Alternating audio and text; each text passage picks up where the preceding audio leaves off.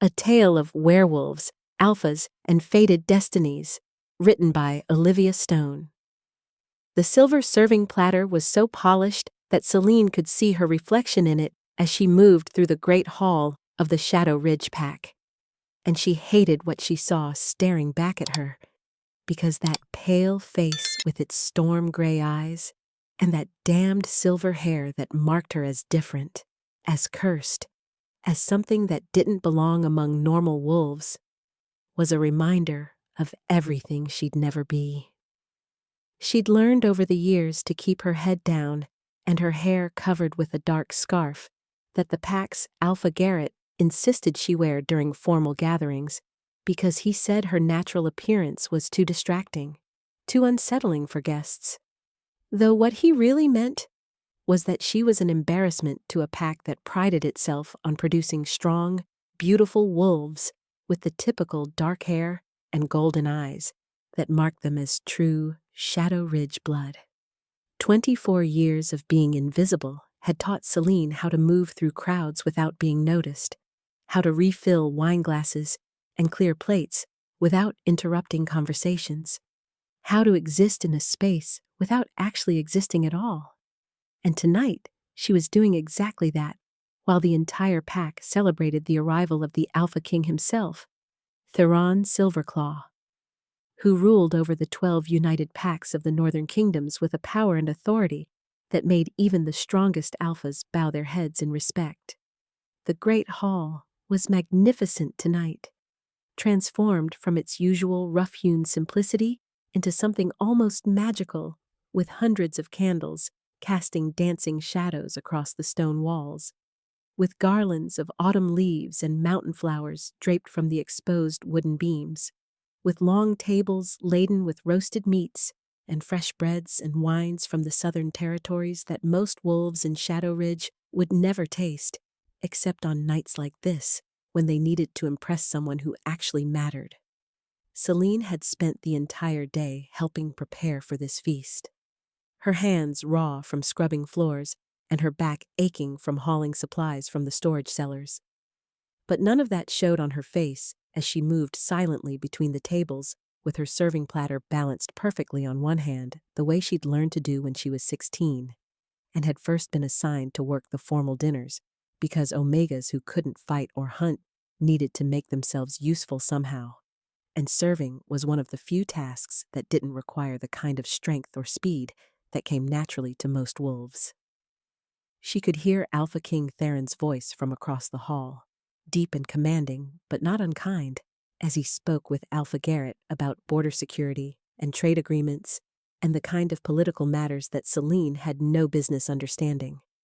though she'd picked up more than people realized over the years, because servants were invisible, and invisible people heard everything. From her position near the kitchen entrance, she could see the Alpha King clearly for the first time since he'd arrived that afternoon, and the sight of him made something strange flutter in her chest, something she immediately tried to suppress because she had no right to feel anything about someone so far above her station that they might as well exist in different worlds entirely. He was tall, impossibly tall, with broad shoulders that spoke of a warrior's training, and a presence that commanded attention even when he was sitting still. But what caught Celine's attention, and held it with an intensity that made her hands tremble slightly on the serving platter, was his hair, silver like hers, though his was shorter and perfectly styled in a way that made it look regal and powerful rather than cursed and wrong. She'd heard stories about the Silverclaw bloodline, about how the silver hair was a mark of true royal heritage passed down through generations of Alpha Kings, about how it signified strength and wisdom and a connection to the moon goddess herself, and she'd always wondered with a bitter sort of curiosity why the same silver that made him look like a blessed king made her look like a ghost that had forgotten to die, as Thomas Crane, the beta who'd publicly rejected her 6 months ago, had so eloquently put it during the ceremony where he was supposed to claim her as his mate, but had instead announced to the entire pack that he wouldn't bind himself to something that looked like a bad omen wrapped in pale skin. The memory still burned, still made her chest tight with humiliation and grief. Though she'd gotten very good at pushing those feelings down into a place where they couldn't touch her during her waking hours, saving them for the long nights alone in her tiny room in the servants' quarters, where she could cry silently into her pillow without anyone hearing or caring. Still lurking in the shadows like the little ghost you are, Celine? The voice cut through her thoughts like a blade, familiar and cruel,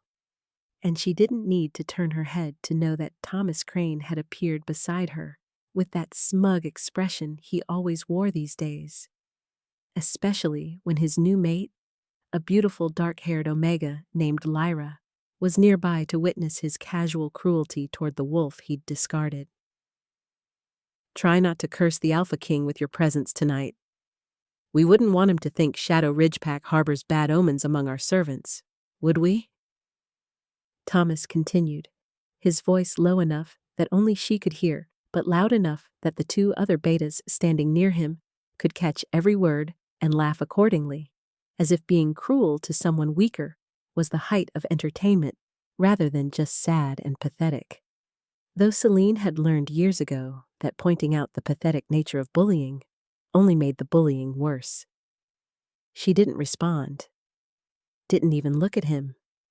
just kept her eyes fixed on the serving platter in her hands and waited for him to get bored and move away,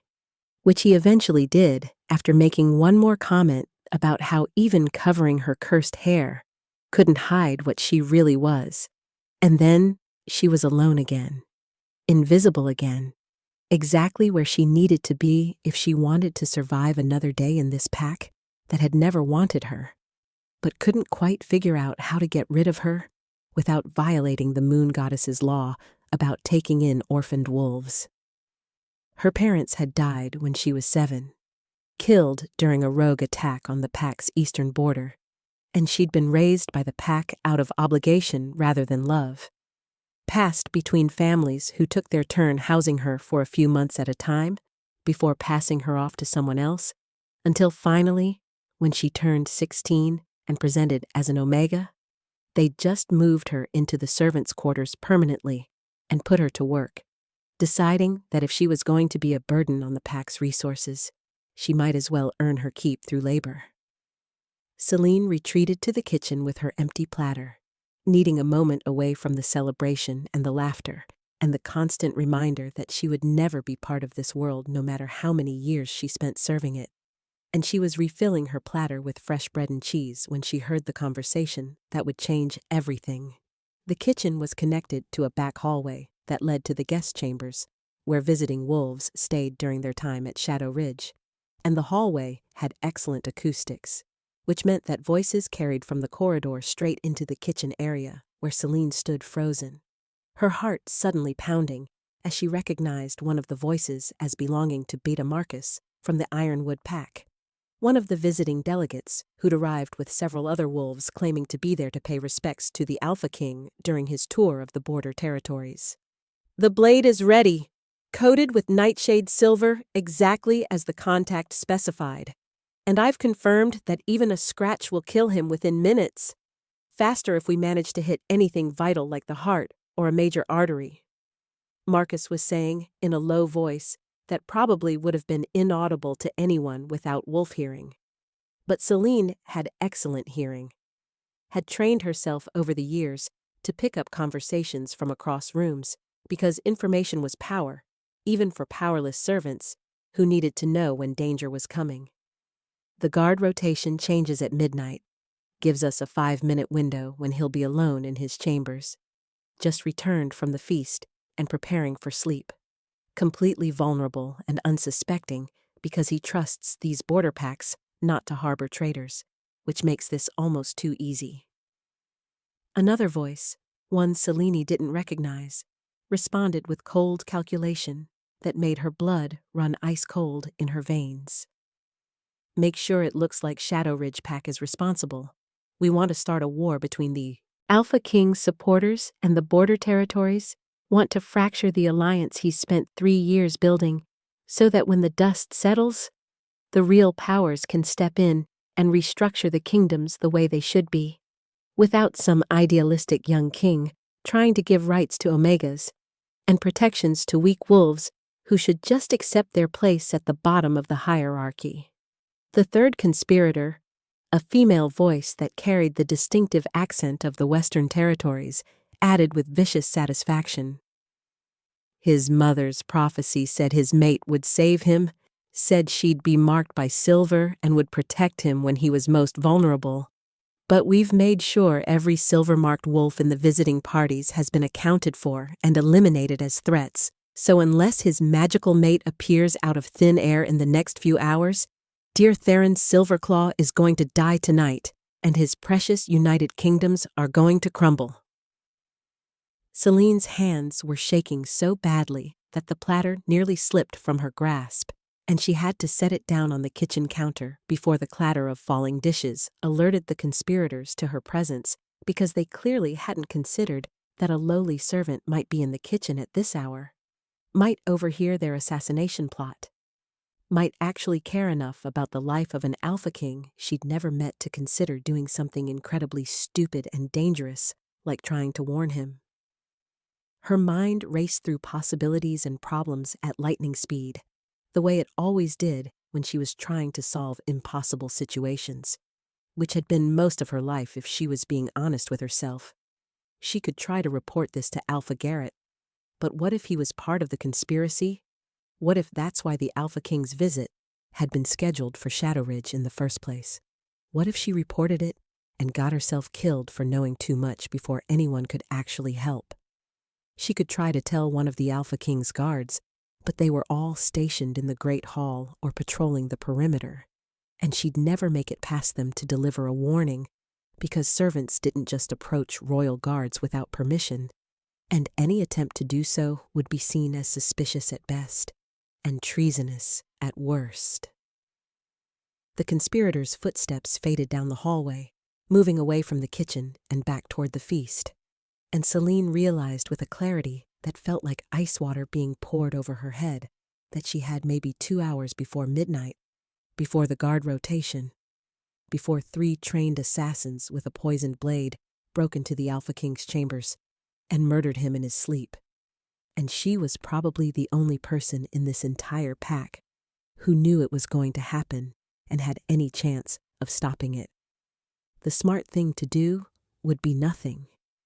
would be to go back to serving drinks and clearing plates and pretending she hadn't heard anything, because she owed the Alpha King nothing, owed this pack that had rejected and used her for 17 years absolutely nothing,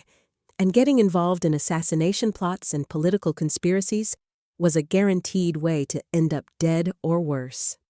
But as Celine stood there in the empty kitchen with her hands pressed flat against the counter to stop their trembling, she thought about the silver-haired king she'd seen across the Great Hall, about the mother's prophecy the conspirators had mentioned with such mocking disdain, about how they'd specifically eliminated every silver-marked wolf as potential threats. And she realized with a feeling that was half terror and half something else entirely, that she was silver-marked, that she'd spent her entire life being told her appearance was cursed and wrong and unnatural. But what if it wasn't? What if there was a reason she looked the way she did?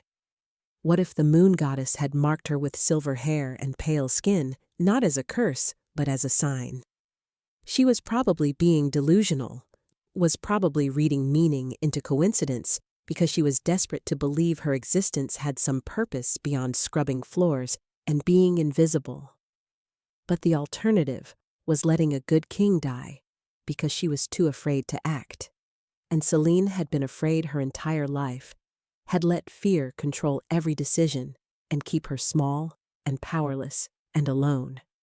And she was suddenly, violently tired of being afraid. The decision crystallized in her mind with the kind of absolute certainty that felt almost like madness, and she pulled off the dark scarf covering her silver hair. letting it fall loose around her shoulders for the first time in years. Because if she was going to do something this monumentally stupid, she was going to do it as herself, not as the invisible ghost girl Shadow Ridgepack had tried to make her. She had approximately 90 minutes to figure out how to get into the Alpha King's chambers during the guard rotation, how to convince him that she wasn't insane or dangerous when she appeared in his private rooms uninvited, how to warn him about the assassination attempt in a way that he'd actually believe coming from a nobody servant with no credibility or status, and how to do all of that without getting herself killed in the process. The Great Hall's celebration continued without her, as Selene slipped through the servant passages that honeycombed the pack house. Narrow corridors that connected the public spaces to the working areas where food was prepared, and linens were stored, and servants moved unseen. And she made her way toward the guest wing where the Alpha King's temporary chambers were located, her heart hammering so hard against her ribs that she could feel it in her throat, could taste copper fear on her tongue. She'd spent 17 years being nothing and nobody, 17 years learning how to be invisible and unremarkable and forgettable. But tonight, she was going to step out of the shadows and into the light, was going to risk everything on the desperate hope that maybe, just maybe, her cursed silver hair was actually a blessing she'd never understood, and that the moon goddess had marked her not for death, but for this exact moment, this exact choice, this exact chance to save a king, and maybe, in the process, save herself from the slow death of invisibility that had been consuming her piece by piece for as long as she could remember.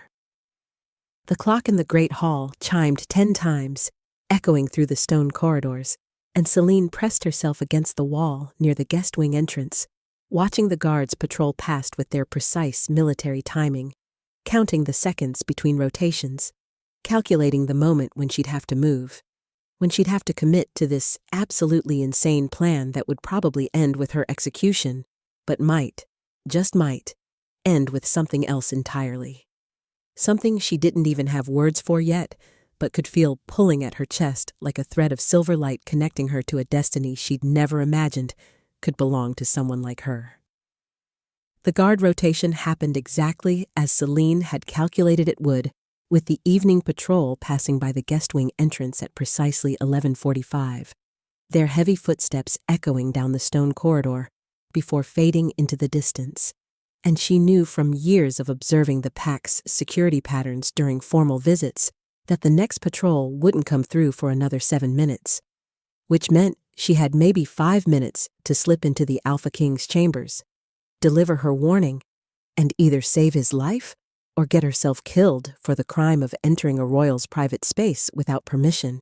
And honestly, she wasn't sure which outcome was more likely at this point. Her hands were trembling as she moved through the shadows of the corridor, her silver hair loose and flowing around her shoulders, in a way that made her feel exposed and vulnerable after years of keeping it hidden beneath dark scarves. And she could feel her wolf stirring restlessly beneath her skin, sensing the danger and the fear and the absolute insanity of what she was about to do. But Selene pushed forward anyway, because turning back now would mean living with the knowledge that she'd let a good king die when she could have prevented it, and she'd already spent too many years living with regrets and shame to add that particular burden to the collection. The door to the Alpha King's chambers was made of heavy oak reinforced with iron, impressive and imposing, in a way that made Selene's courage falter for just a moment as she stood before it, her hand raised to knock but frozen in midair, because once she did this, once she crossed this threshold, there would be no going back to her invisible life of serving and surviving. No way to pretend she was just a nobody who didn't matter. She could hear movement from inside the room, the sound of water running and footsteps crossing the floor. And she realized with a jolt of panic that he was preparing for sleep exactly as the conspirators had predicted, which meant she was running out of time. which meant she needed to move now before the 5-minute window closed, and the guards returned, and her chance to prevent a murder disappeared, along with any hope she'd ever had of being something more than the cursed ghost girl that Shadow Ridgepack had spent 17 years trying to forget. Her knuckles hit the wood 3 times, sharp and decisive, and the sounds from inside the chamber stopped abruptly, replaced by a silence so complete that Celine could hear her own heart hammering against her ribs like a trapped bird trying to escape its cage. "Enter!" came the response from inside, that deep, commanding voice she'd heard across the great hall earlier, and Celine's hand was on the door handle before her brain could fully process what she was doing, pushing the heavy oak open and stepping into the Alpha King's private chambers with her head held high despite every instinct screaming at her to bow, to grovel, to make herself small and unthreatening the way she'd learned to do around powerful wolves who could hurt her without consequence.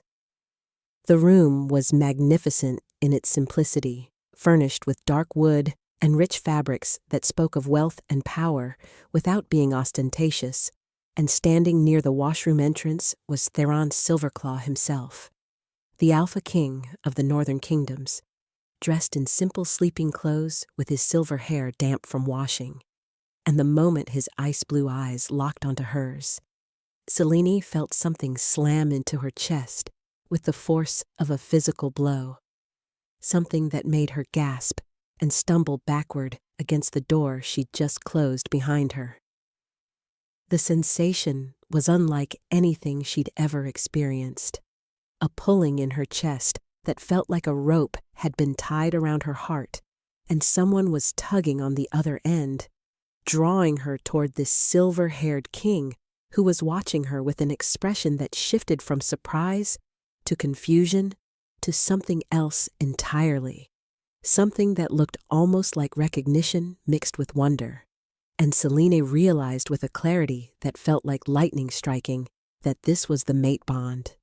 the thing she'd heard whispered about in stories and legends, the connection that the moon goddess forged between 2 wolves who were meant to be together, and she was feeling it right now, right here, with the Alpha King himself, which was impossible because she was nobody, and he was everything, and this couldn't be real except it was. It absolutely was, and she could see from the way his eyes had gone wide and his breath had caught that he felt it too. "You're the servant girl," Theron said, his voice rough with something that might have been shock or awe or confusion, and he took a step toward her before stopping himself, his hands clenching into fists at his sides as if he was physically restraining himself from reaching for her, and Celine could see the way his eyes tracked over her face and her silver hair with an intensity that made her skin feel too hot and too tight. "Why are you here? What's your name?" The questions came out almost gentle, despite the authority in his tone, and Celine opened her mouth to answer, to explain about the assassination plot and the poisoned blade and the conspirators who were planning to kill him in less than 15 minutes. But before she could form the words, the door behind her slammed open with such force that she was thrown forward, stumbling into the room as 3 figures burst through the doorway with weapons drawn and murder in their eyes. Beta Marcus from the Ironwood Pack was in the lead, his hand gripping a wicked-looking dagger that gleamed with an oily black substance that could only be the nightshade silver poison the conspirators had mentioned, and behind him were the other 2 assassins, a tall male Celine didn't recognize, and a female with the Western Territory accent. And all 3 of them stopped dead when they saw Celine standing in the middle of the room between them and their target, their expressions shifting from determination to shock to fury in the span of a heartbeat. "What is she doing here?" Marcus snarled, his eyes darting between Celine and the Alpha King with the kind of calculation that came from years of planning and scheming, and Celine could see the moment he decided that one unexpected servant girl wasn't going to derail months or possibly years of careful conspiracy. Doesn't matter. Kill them both. We'll make it look like a servant went mad and attacked the king before he defended himself, and she killed him in the struggle," Marcus said, his voice cold and practical, and the three assassins moved forward as one, trained warriors who'd clearly worked together before. And Celine felt terror flood through her system like ice water. Theron was moving before Celine could process what was happening, his body shifting from relaxed to combat-ready in less than a second, his hand reaching for the sword that hung on the wall near his bed. But he was too far away, at least 10 feet from his weapon, and Marcus was already lunging forward with that poisoned blade aimed directly at the Alpha King's chest, moving with the speed and precision of someone who'd trained for this exact moment. Celine didn't think, couldn't think, could only react on pure instinct and that strange pulling sensation in her chest that screamed at her to protect him, to save him, to put herself between the blade and the male who was somehow, impossibly, her mate. And she threw herself forward with every ounce of speed her Omega body possessed, her arms outstretched and her eyes locked on that gleaming black-coated dagger that was moving toward Theron's heart with deadly accuracy. The world slowed down in that moment, time stretching like honey as Celine watched the blade alter its trajectory, watched Marcus's eyes widen as he realized what she was doing, watched Theron's face contort with horror and rage as he understood that she was going to take the killing blow meant for him. And then the dagger was sinking into her shoulder just above her collarbone, the blade sliding through her skin and muscle with a sensation that was first cold and then burning, then absolutely agonizing as the nightshade's silver poison entered her bloodstream and began its deadly work. She felt her legs give out beneath her, felt her body crumpling toward the floor. But before she could hit the ground, strong arms caught her, and she was looking up into ice-blue eyes that were wide with terror and fury, and something that looked heartbreakingly like grief. And she could hear Theron's voice as if from a great distance, shouting something that might have been orders or curses or prayers. She couldn't tell which through the roaring in her ears. The pain was unlike anything Celine had ever experienced. Liquid fire spreading through her veins from the wound in her shoulder, radiating outward with each beat of her heart, and she could feel the poison attacking her system, shutting down her organs one by one with efficient brutality. Through the haze of agony, she was distantly aware of chaos erupting around her,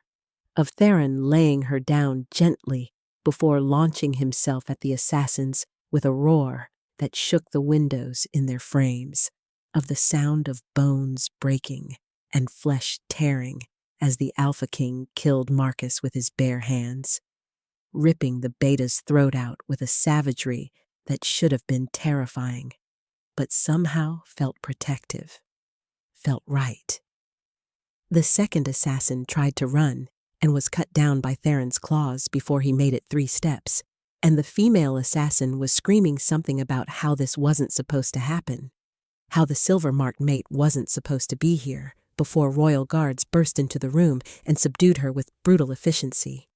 Celine's vision was darkening around the edges, her breath coming in shallow gasps that didn't seem to bring enough air into her lungs,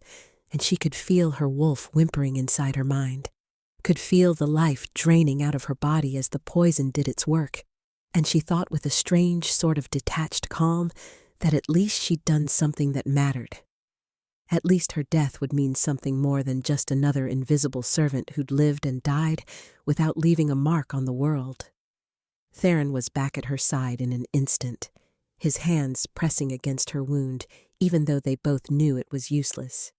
Even though the poison was already too deep in her system to be stopped by pressure or healing magic, or anything else except maybe a miracle. And Celine could see the anguish in his eyes, could feel through that strange mate bond that was still somehow connecting them, even as she died, that he was experiencing her pain as if it were his own. "Stay with me," Theron was saying, his voice rough and desperate in a way that Alpha Kings probably weren't supposed to sound, and his hands were shaking as he pulled the dagger from her shoulder, the blade coming free with a wet sound that made Celine's stomach turn, though that might have also been the poison causing her organs to fail one by one. "Don't you dare die! What's your name? Tell me your name!" he demanded, and Celine wanted to tell him, wanted to give him that much at least, but her tongue felt thick and clumsy in her mouth, and the words came out as barely more than a whisper. "Celine," she managed, tasting copper blood on her lips. "I'm sorry, I'm nobody." And she saw his face contort with something that looked like rage mixed with denial. But the darkness was closing in fast now, pulling her down into a void that felt almost peaceful compared to the agony of the poison, and she let herself sink into it. Let herself fall away from the pain and the fear and the strange, wonderful, terrible sensation of having found her mate only to die in his arms moments later. She was distantly aware of shouting, of more people entering the room, of Theron's voice rising above the chaos with a command that carried the weight of absolute authority, and then someone else was speaking. An older female voice that Selene recognized as belonging to Mora, the head healer of Shadow Ridge Pack, and the words filtered through the darkness with painful clarity. "The poison has reached her heart, Alpha King. She has minutes at most, maybe less. There's nothing we can do to save her. I'm sorry. The Nightshade Silver is too advanced, too powerful. It's already shutting down her major organs." Theron's response was a snarl that carried the weight of command and desperation in equal measure. "There has to be something, a treatment, a spell, anything. I won't accept that she's just going to die." And Celine wanted to tell him that it was okay, that dying didn't seem so bad if it meant she'd saved him, but she couldn't form words anymore. Couldn't do anything except lie there in his arms and feel her life slipping away drop by drop. Mora's voice came again, hesitant and careful in a way that suggested she was about to say something dangerous or forbidden. "There is one possibility, but it's against the old laws. It's never been attempted in my lifetime, and the consequences could be severe for both of you if it fails." Celine felt Theron's body go absolutely still above her, felt his attention focus with laser intensity on whatever the healer was about to say, and Mora continued in that same careful tone. "A true mate bond, if sealed properly with a marking, can sometimes share life force between the bonded pair, essentially diluting the poison between two bodies instead of one, and an Alpha King has enough life force to potentially survive what would kill an Omega. But it only works with a true mate bond, and it must be sealed immediately, before she loses consciousness completely, and even then, it's not guaranteed, and if you mark her, and she's not your true mate, the bond will reject, and you'll both die within minutes." The silence that followed was absolute, broken only by Celine's labored breathing and the sound of her heart stuttering in her chest, and she felt Theron's hand cup her face with a gentleness that seemed impossible from someone so powerful, felt his thumb brush across her cheek, and when he spoke, his voice was steady and certain despite the chaos around them. "She's my mate. I felt the bond the moment she walked into this room. I felt it snap into place like a key turning in a lock, like something that was always meant to be but was just waiting for the right moment. And I won't let her die. I won't let the moon goddess give me my mate only to take her away in the same breath." Mora's voice carried a warning that Celine could barely process through the fog of pain and dying. "If you're wrong, if the bond isn't genuine, you'll both die, and the Northern Kingdoms will lose their king. Is one servant girl worth that risk? And Theron's response was immediate and absolute. She's not just a servant girl. She's my mate, and she just took a killing blow meant for me. She saved my life without hesitation, without knowing who I was or what I could give her in return, and I will not let her sacrifice be in vain. Selene felt herself being shifted, felt strong arms lifting her and positioning her so that her head was tilted to the side, exposing the traditional mating mark spot on her neck. And she wanted to protest, wanted to tell Theron that he couldn't do this, couldn't risk his life and his kingdom for someone like her. But her body wouldn't obey her commands anymore, wouldn't do anything except lie limp and dying in his arms, while he made a choice that could save them both, or kill them together. She felt his breath against her neck, warm and steady, felt his lips brush against her skin in something that might have been a kiss or a prayer, and then his teeth sank into her flesh with a pressure that should have hurt, but instead felt like lightning striking, like electricity coursing through her veins, like something fundamental in the universe clicking into place with absolute certainty. The mate bond exploded into existence between them with a force that made Selene gasp, made her back arch off the floor, made every nerve ending in her body light up with sensation that was neither pleasure nor pain, but something beyond both, something primal and ancient and absolutely overwhelming. She could feel Theron in her mind, could sense his emotions as if they were her own, could feel his determination and his fear and his absolute certainty that she was his and he was hers, and nothing, not poison or death or the laws of nature themselves, was going to separate them now that they'd found each other. The poison that had been killing her was suddenly draining away, pulling from her system through the bond and into Theron's body, and she could feel his life force flowing into her in exchange, warm and powerful and seemingly infinite, sustaining her failing organs and restarting systems that had begun to shut down. Silver light erupted around them, visible even through Selene's closed eyelids, bright and pure and beautiful, and she could hear gasps from the people watching. Could hear Mora's voice saying something about how she'd never seen a bond manifest so powerfully, about how the silver light was a sign of perfectly matched genetics, about how this was a true mate bond witnessed and blessed by the moon goddess herself.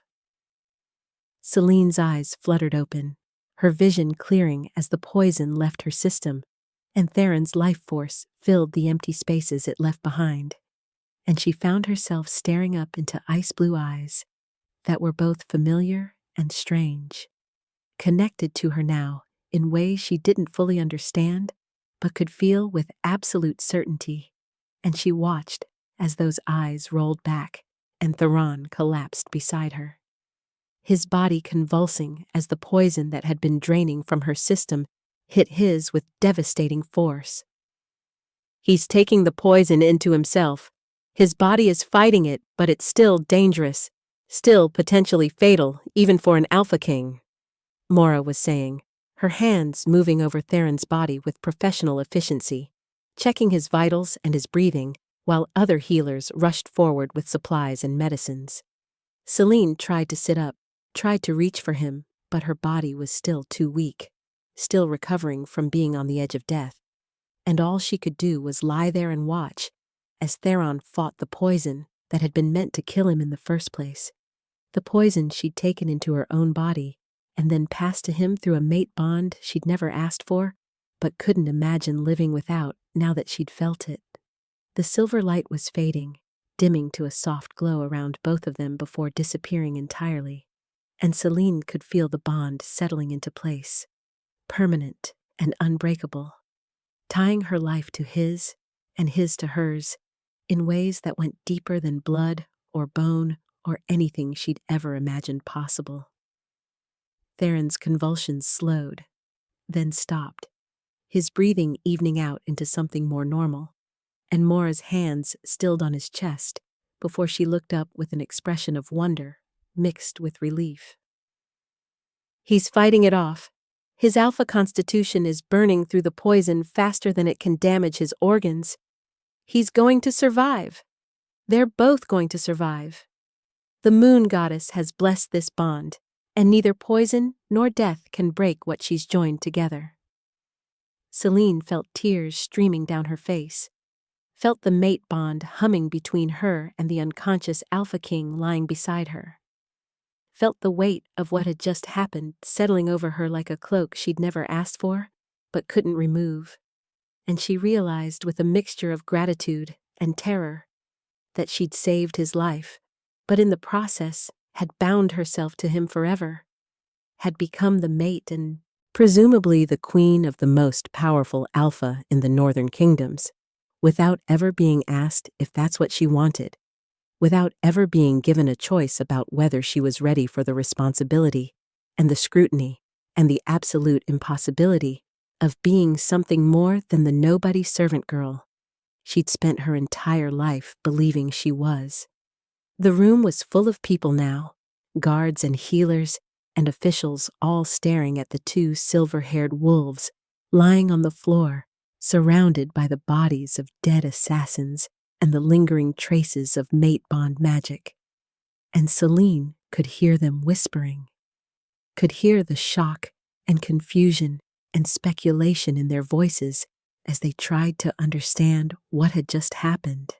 how a servant girl had become the Alpha King's mate. Whether the bond was real or some kind of trick or conspiracy, and she wanted to scream at them that she didn't know either, that she hadn't planned any of this, that all she'd wanted was to warn him about the assassination attempt, and somehow she'd ended up dying and being saved and bound to him forever in the span of maybe 10 minutes. Her shoulder was healing, the wound closing with supernatural speed thanks to the mate bond and Theron's alpha healing transferring through their connection, and she could feel his life force still flowing through her, sustaining her, keeping her alive and whole in ways that felt both wonderful and terrifying because she was dependent on him now, tied to him in ways she couldn't undo even if she wanted to. And she wasn't sure yet if she wanted to, or if the bond was making her feel things that weren't entirely her own. Mora was kneeling beside her now, checking her wound and her vitals with gentle hands, and when the old healer's eyes met Selene's, there was something like pity mixed with awe in their depths. "You saved his life twice tonight, child, once by taking the blade and once by being his true mate so the bond could save you both. And you've been marked and claimed before the moon goddess and all these witnesses, which means when he wakes up, you'll be the queen of the northern kingdoms, whether you're ready for it or not." The words hit Selene like another blade to the chest, stealing her breath and making her heart race with panic that the bond couldn't quite suppress. And she looked at the unconscious Alpha King beside her, at his silver hair that matched hers, at his strong features that were peaceful in sleep, at the mate mark she could see forming on his neck where the bond had sealed itself from both directions, and she thought, with a terror that threatened to consume her, that she'd spent 24 years being nobody, being invisible, being the cursed ghost girl that everyone wanted to forget, and now she was going to be the most visible person in the entire kingdom, judged and scrutinized, and expected to be something she had no idea how to be, all because she'd made the split-second decision to save a stranger's life and discovered in the process that he was her mate and her destiny, and quite possibly her doom.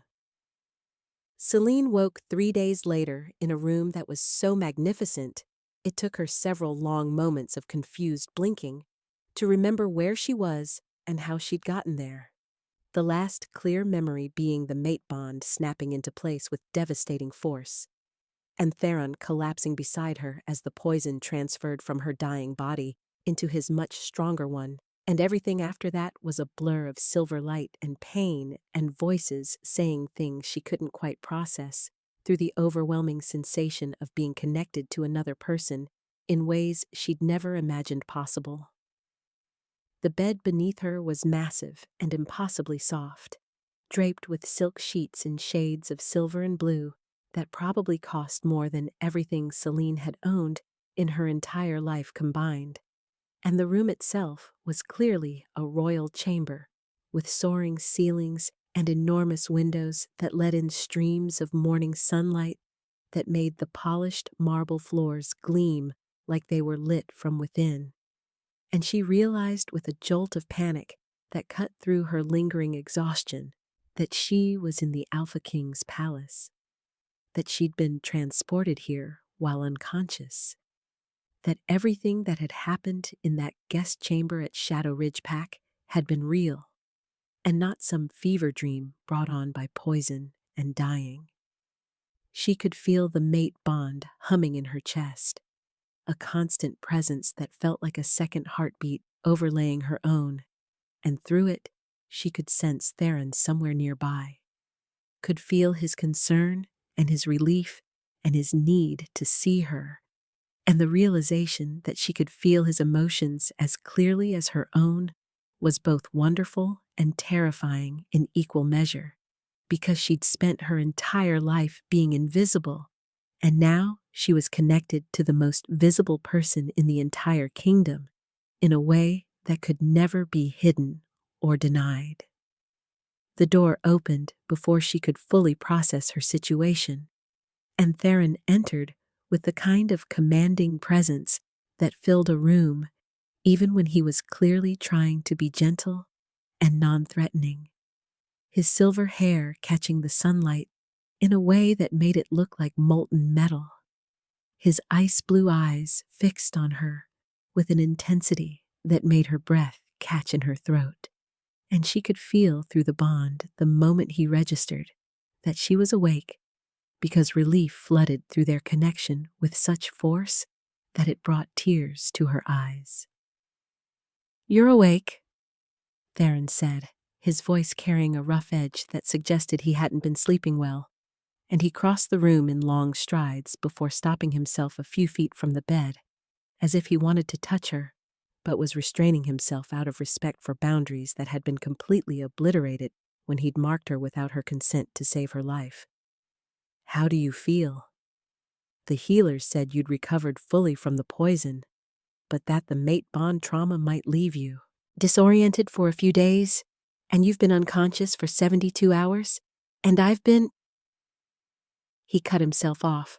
his hands clenching at his sides, and Celine could feel his worry and his guilt through the bond like they were physical things pressing against her chest. She wanted to tell him she was fine, wanted to reassure him that she understood why he'd done what he'd done, but the words that came out of her mouth were sharp and bitter and full of the panic that had been building since the moment she woke up. "You marked me without my permission. You bound me to you forever, without asking if that's what I wanted. You saved my life, and in the process, you trapped me." The words hung in the air between them like poison, and Celine watched Theron's face go carefully blank in the way that powerful people did when they were hiding pain, watched his shoulders tense and his jaw clench, and through the bond, she could feel his guilt spike so sharply that it made her gasp, because apparently feeling someone else's emotions was a two-way street, and he could sense her panic and anger just as clearly as she could sense his remorse. "You're right," Theron said quietly, his voice stripped of its usual authority and carrying nothing but raw honesty that made Celine's chest ache. "I marked you without your consent because you were dying, and I couldn't let that happen. Couldn't let the female who'd just saved my life at the cost of her own slip away when I had the power to prevent it. But that doesn't make it right. Doesn't change the fact that I took your choice away and bound you to a life you never asked for. and I will spend the rest of my existence trying to make that up to you if you'll let me." He moved closer to the bed, slowly and carefully as if approaching a wounded animal that might bolt, and sank down into a chair beside it, his ice-blue eyes never leaving her face. And Celine could see the exhaustion in the lines around his eyes, could see the way his hands trembled slightly before he pressed them flat against his thighs to still them. "I felt the mate bond the moment you walked into my chambers," Theron continued, his voice low and intense. "Felt it snap into place like something that had been waiting my entire life to complete itself. And when that assassin's blade was coming toward you, when I saw you throw yourself in front of it to save me, something in me just broke because I'd finally found my mate, and I was about to watch her die for me. And I couldn't accept that. Couldn't accept that the moon goddess would be cruel enough to show me my other half, only to take her away in the same breath." Celine listened to him speak, watched the way his throat worked as he swallowed hard, and through the bond she could feel the absolute truth of his words, could feel that he genuinely believed she was his mate and that he'd acted out of desperation rather than malice. But that didn't change the fundamental fact that she'd woken up bound to a stranger, marked and claimed and transformed from a nobody servant into a queen without ever being asked what she wanted. "I'm not brave," Celine heard herself say, her voice small and fragile in the enormous room. "I'm not strong or special or anything that a queen should be. I'm just a servant girl who overheard an assassination plot and made a split-second decision to warn you because I couldn't live with myself if I let you die when I could have prevented it. And now, I'm trapped in this bond with you, and I don't know who I am anymore because I can feel your emotions mixing with mine, and I can't tell where you end and I begin." The confession poured out of her in a rush, years of insecurity and self-doubt and internalized worthlessness spilling into the space between them. And she watched Theron's expression shift from guilt to something that looked heartbreakingly like understanding, mixed with a fierce protectiveness that she could feel echoing through the bond. "You threw yourself in front of a poisoned blade meant for the Alpha King without any guarantee that it would save me, knowing it would definitely kill you. And you think that's not brave?" Theron's voice carried a heat that had nothing to do with anger and everything to do with conviction, and he leaned forward in his chair, his eyes intense and unwavering. "Celine, I've commanded armies and fought in wars and faced down enemies who wanted nothing more than to see me dead, and I have never, in my entire life, witnessed an act of courage more profound than what you did in that chamber, and the fact that you can't see your own worth, the fact that you've been treated like you're nothing for so long that you actually believe it, makes me want to tear apart every wolf who ever made you feel less than extraordinary." The passion in his voice was matched by the emotions flooding through the bond, a combination of admiration and fury, and something else that felt warm and protective and utterly overwhelming. And Celine felt tears spilling down her cheeks, because nobody had ever spoken about her like that, had ever suggested that she might be worth something beyond her ability to serve and stay invisible. "I don't know how to be a queen," Celine whispered, her hands twisting in the silk sheets. "I don't know anything about politics or leadership or how to be the mate of an Alpha King. I spent my entire life being told I was cursed and wrong, and that my silver hair marked me as a bad omen.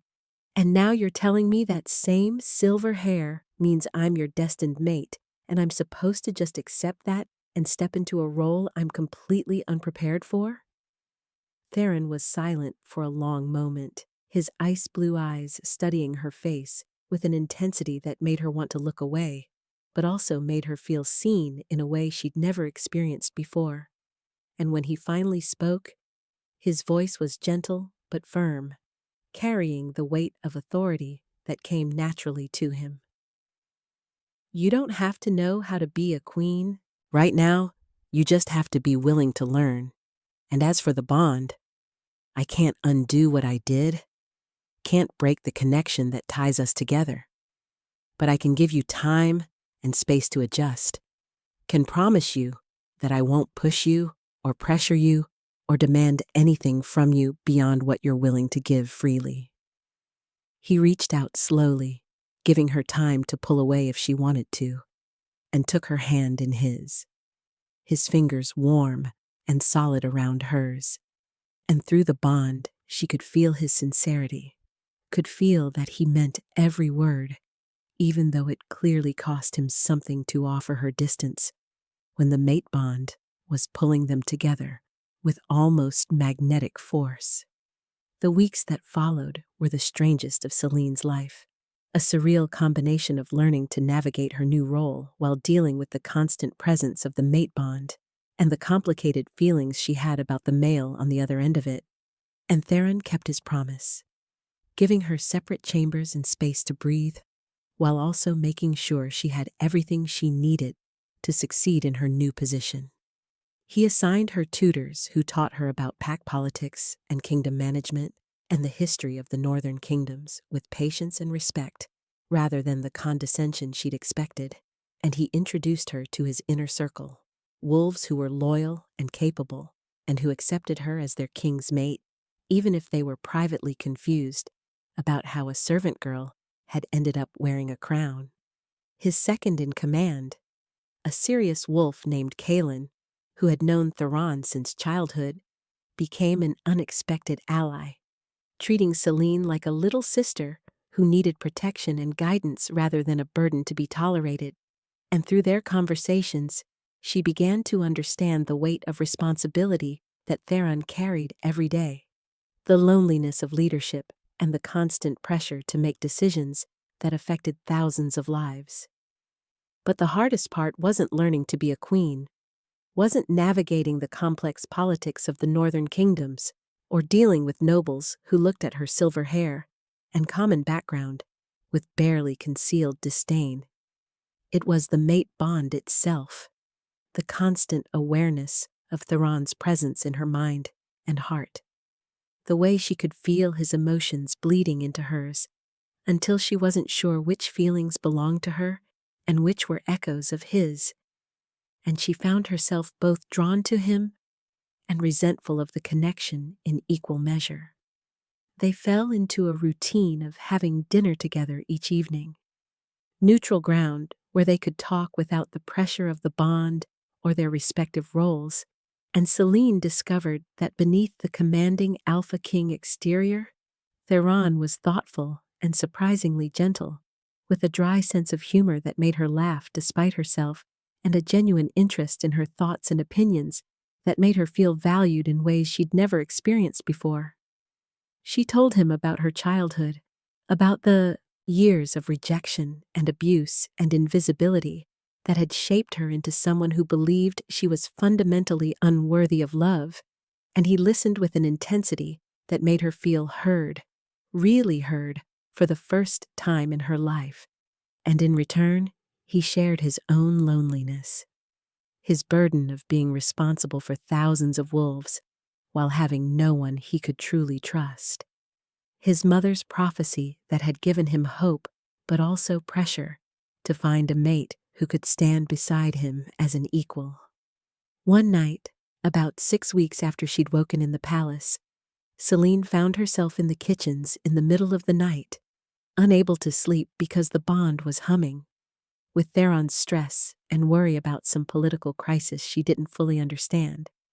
And when she looked up from the tea she was making, he was standing in the doorway watching her with an expression that was soft and unguarded in a way she'd never seen before. "Couldn't sleep either?" he asked, moving into the kitchen with the careful grace of a predator who was trying not to startle prey. And Celine shook her head, pouring a second cup of tea without being asked, because she could feel through the bond that he needed it, needed this moment of normalcy in a life that was anything but normal. They ended up cooking together, Selene teaching him how to properly prepare the simple comfort foods she'd learned to make during her years in the servants' quarters. And for the first time since the marking, she felt completely at ease in his presence, felt like she was just Selene, and he was just Theron, without all the weight of crowns and titles and destiny pressing down on them. "I've been thinking about what you said," Selene heard herself say as they sat at the kitchen table eating the meal they'd prepared together. "About how you felt the bond the moment I walked into your chambers, and I've been trying to understand if what I feel for you is real,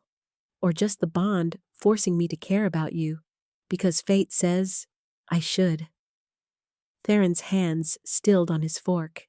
his ice-blue eyes lifting to meet hers with an expression that was carefully neutral, but couldn't quite hide the hope and fear she could feel thrumming through the bond.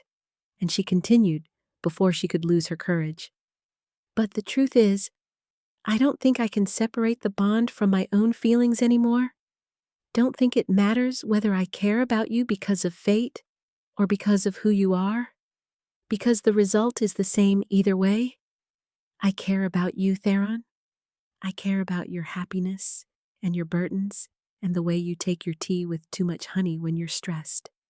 And I'm choosing to stop fighting the bond and start accepting that maybe, just maybe, the moon goddess knew what she was doing when she marked us both with silver hair and brought us together in the most dramatic way possible." The relief and joy that flooded through the bond was so intense that it made Selene gasp, made her reach across the table to grip Theron's hand, because she needed the physical anchor to ground herself against the overwhelming emotions, and when he spoke, his voice was rough with feeling. "I've been waiting for you to choose me, not because you had to, but because you wanted to. And hearing you say that you're willing to accept the bond, willing to give us a real chance, means more to me than I have words to express." They moved together without conscious decision, meeting in the middle for a kiss that was gentle and tentative and full of promise. And Selene felt the mate bond flare between them, warming and solidifying in a way that felt right, felt like coming home to a place she'd never known she was searching for. And when they pulled apart, both breathing hard and glowing with the bond's silver light, she knew with absolute certainty that she'd made the right choice. That accepting the bond didn't mean giving up her agency, but rather claiming the destiny that had been waiting for her all along. The formal mating ceremony was held under the full moon 2 months later, with representatives from all 12 packs of the Northern Kingdoms in attendance to witness their Alpha King officially claim his silver-haired mate.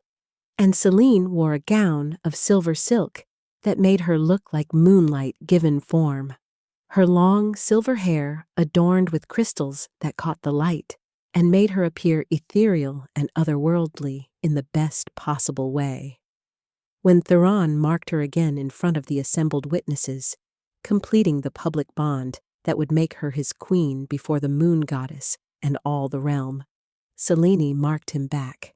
her teeth sinking into his neck in a gesture of equality and partnership that made the crowd gasp because Omegas rarely marked their alpha mates. But Selene was done being invisible, done being less than, done accepting that her worth was determined by her rank rather than her character. The bond between them settled into place perfectly, strengthened by choice and time and genuine affection that had grown from forced proximity into something real and deep and unshakable. And as they stood together before their kingdom, with silver light surrounding them like a blessing,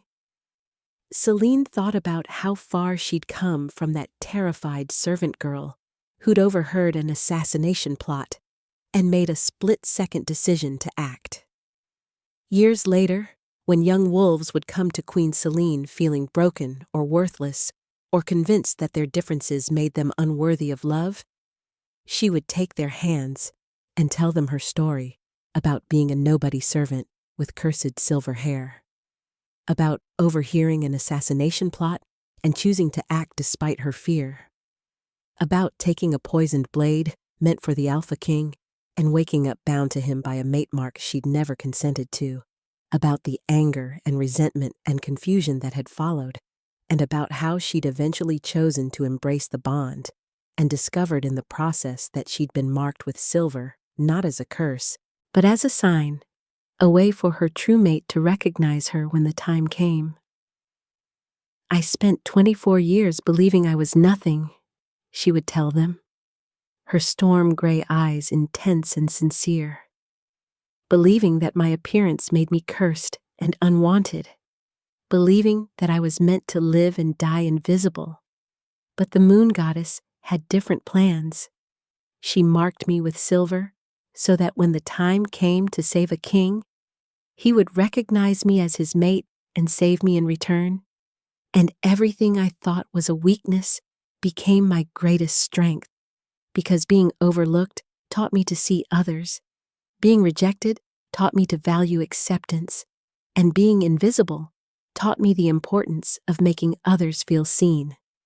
She would introduce them to Theron, still commanding and powerful, but looking at her with a love that had only deepened over the years, and she would explain that their bond hadn't been easy, that it had started with trauma and violation and complicated feelings, but that they'd chosen each other despite everything, had worked to build a partnership based on mutual respect and genuine affection rather than just the dictates of fate. "The mate bond brought us together," she would say. "But it was our choice to nurture it, our decision to trust each other and build something real that made it meaningful, and that's what I want you to understand, that even when circumstances take away your choices, you can always choose how you respond. You can always choose to find purpose in pain and strength in suffering. You can always choose to matter even when the world tells you you're nothing." And those young wolves would leave her presence standing taller, believing a little more firmly in their own worth, understanding that being different wasn't a curse, but a gift waiting to be unwrapped, and that somewhere out there, their own destiny was waiting for them to be brave enough to reach for it, just as Selene had reached for hers on that night when she threw herself in front of a poisoned blade and discovered that saving someone else's life could also save your own. The silver-haired queen, who had once been invisible, became one of the most beloved rulers in the history of the Northern Kingdoms, known not for her power or her beauty,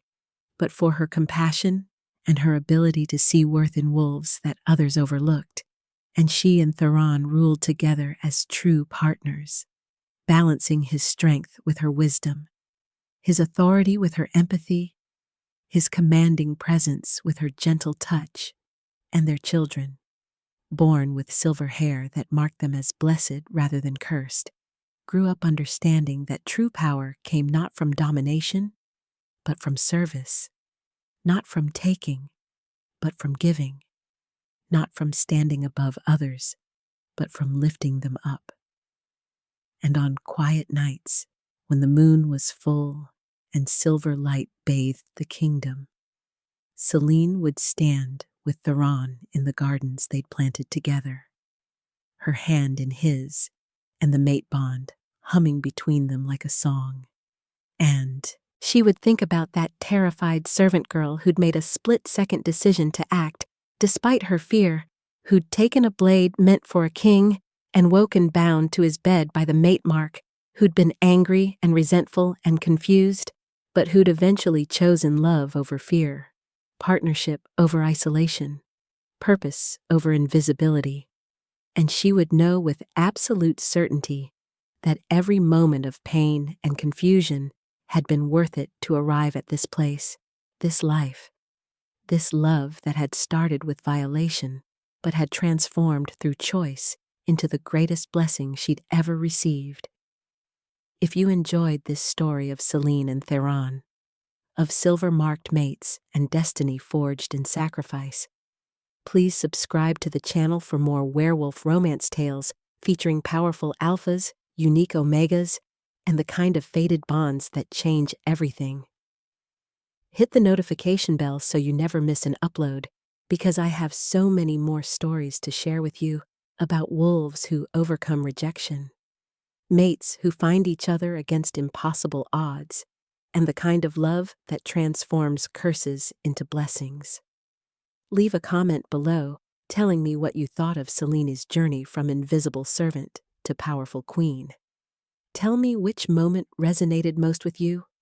whether it was her sacrifice, her anger at being marked without consent,